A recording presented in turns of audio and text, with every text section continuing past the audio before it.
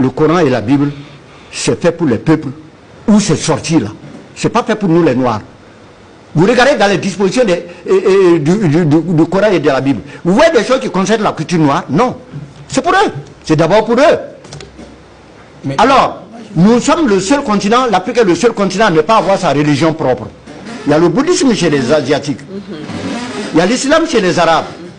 Chez les Européens, il y a le protestantisme, le catholicisme, l'Europe, tout ça, etc., etc. Nous avons intérêt à avoir notre religion propre. Et nous, nos prophètes, là, c'est quoi? C'est nos ancêtres, point.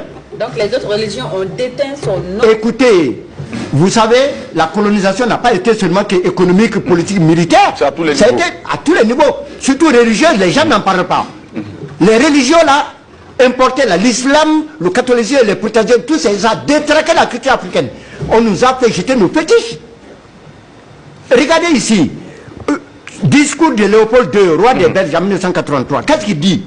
Allez-y évangéliser l'Afrique et en vous inspirant des intérêts de la Belgique. Ah, ils connaissent, les nègres là, ils connaissent déjà Dieu. Ah, donc, il ne faut pas aller dans ce sens-là.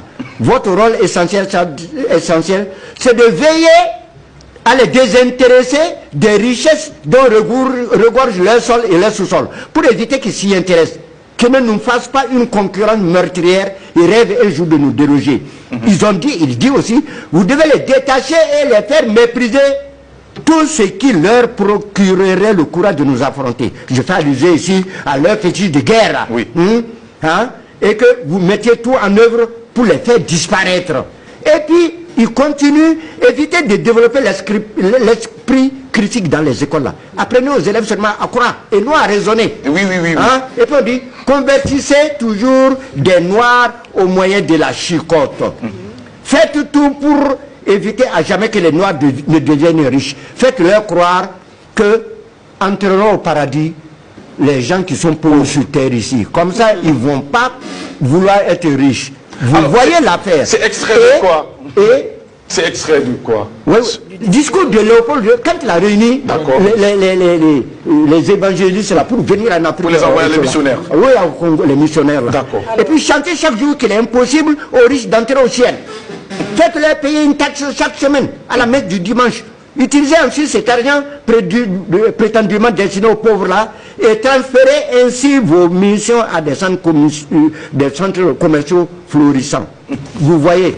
Et puis, dites aux Noirs que leur statuette là, c'est l'œuvre de Satan. D'accord. Confisquez-les et allez remplir nos musées avec. Faites oublier aux Noirs leurs ancêtres.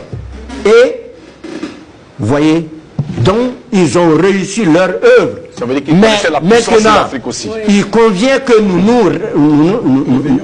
nous réveillons pour savoir que nous devons faire un retour aux sources. Parce que sinon, dans 50 ans, 100 ans, notre culture va disparaître. Un retour aux sources.